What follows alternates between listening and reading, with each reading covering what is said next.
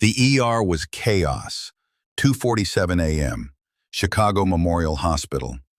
Dr. Michael Stevens had just pronounced his third patient dead that night. But what happened in room 7 would shatter everything he believed about life and death.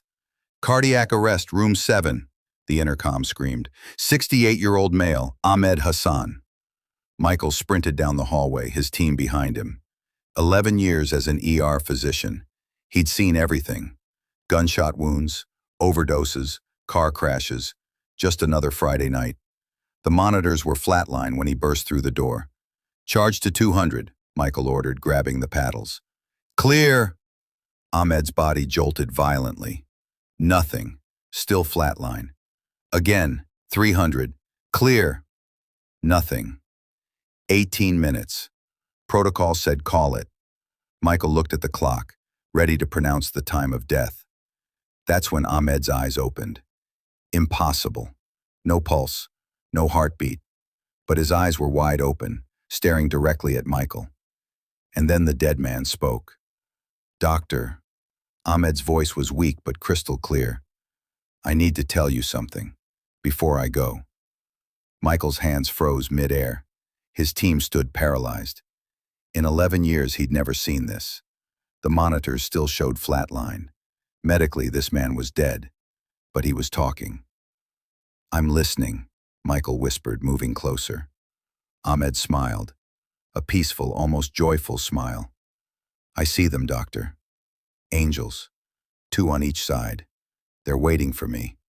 And they're beautiful." Michael felt his medical training crumbling. This wasn't possible. This didn't happen. But 17 staff members were watching it happen.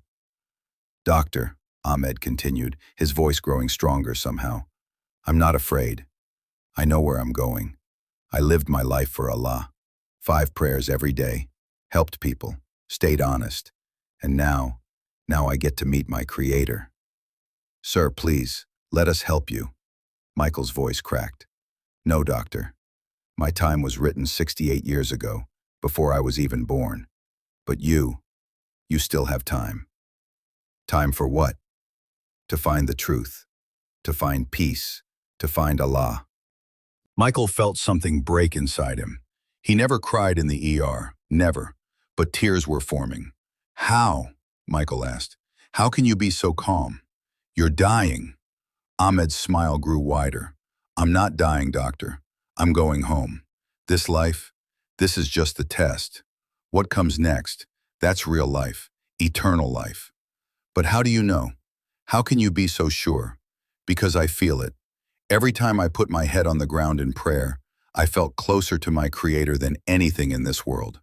The Quran told me things 1,400 years ago that your science is only discovering now." Michael's mind raced. Raised Christian, stopped believing in college. Science became his religion. Evidence, facts, data. But this? Science had no explanation for this. "Doctor," Ahmed said, voice weakening, "promise me something. Anything. Read. Just read about Islam. Read the Quran. Not for me, for yourself. You're searching. I can see it in your eyes. You save lives every day, but you're empty inside." Michael felt exposed. Ahmed was right. Divorced. Barely saw his kids. Worked 80-hour weeks to avoid an empty apartment. He saved lives but couldn't save his own. "I promise," Michael heard himself say. Ahmed nodded slowly. "Good. Now I can go in peace. La ilaha illallah. Muhammadur Rasulullah. There is no God but Allah, and Muhammad is his messenger." Ahmed's eyes closed. The peaceful smile remained frozen on his face. Michael stood there for a full minute. His team was silent. Everyone had witnessed something impossible. "Time of death, 3:04 a.m., Michael finally whispered. That night, Michael couldn't sleep. Ahmed's face, that peace, that certainty, that smile. 6 a.m. He did something he never thought he'd do. He Googled Islam. He started reading and couldn't stop. The Quran described embryonic development in stages, unknown until modern microscopes. the water cycle, the expansion of the universe, barriers between seas, scientific facts from 1,400 years ago. But it wasn't the science that grabbed him. It was the message. Every soul will taste death. Ahmed knew this. He was ready. Michael kept reading. Days, weeks. He bought a Quran translation, watched lectures, visited a mosque. 3 months after Ahmed died, Michael walked into the Islamic Center of Chicago, hands shaking like that night in the ER. "I want to become Muslim," he told the imam.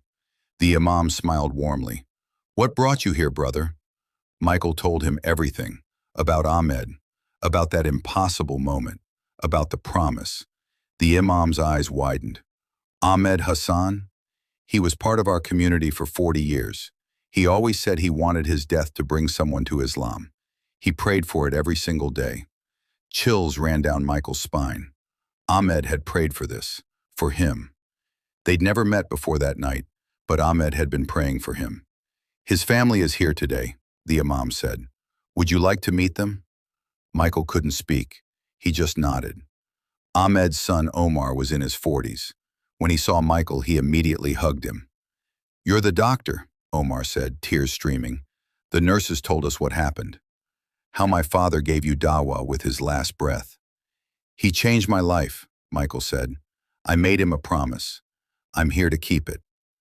That day, in front of Ahmed's family, Dr. Michael Stevens became Muslim. "Ashhadu an la ilaha illallah, wa ashhadu anna Muhammadan Rasulullah." The same words Ahmed said with his last breath, Michael now said as his first words as a Muslim. But the story doesn't end there. Michael started praying 5 times a day, between shifts, in the hospital chapel, at home. That emptiness, filling up. That peace Ahmed had, Michael was feeling it too. His colleagues noticed. "Mike, you're different, calmer. What happened?" He told them. Some thought he was crazy. Some were curious. Some started asking questions. 6 months later, another ER doctor at Chicago Memorial became Muslim, then a nurse, then a paramedic. Michael started giving talks at the mosque. "The doctor who met an angel," they called him. His ex-wife called. "I don't know what happened to you, but you're the man I married again." The kids see it too. They started talking, really talking, about life, purpose, faith. A year later, his ex-wife and both children became Muslim. Today, Dr. Michael Stevens, now Dr. Mohammed Stevens, still works the ER at Chicago Memorial. But everything is different now. Every patient is sacred. Every moment is a gift. Every death is a return to Allah. He keeps a photo in his locker. Ahmed Hassan's family photo. Under it, "Thank you for keeping your promise." Michael thinks about that night often. The night a dead man spoke to him. The night everything changed. Medically possible? Number. Did it happen? Yes. 17 witnesses, hospital records, unexplained medical event. But Michael knows the truth. It wasn't unexplained. It was Allah's plan. Ahmed's prayer was answered. He understands now what Ahmed meant. This life is the test. The real life, the eternal one. That's what we're all heading toward. The question is, are you ready? Ahmed was ready. He lived every day preparing for that moment. When it came, he faced it with a smile. Michael wasn't ready that night. But Ahmed's final gift, his final act of worship, was guiding one more soul to Islam. Now Michael does the same. Saving bodies in the ER. Saving souls through Ahmed's story. Because Ahmed taught him, the greatest emergency isn't a failing heart. It's a soul that hasn't found its creator. And the greatest medicine isn't in any hospital. It's in 5 words.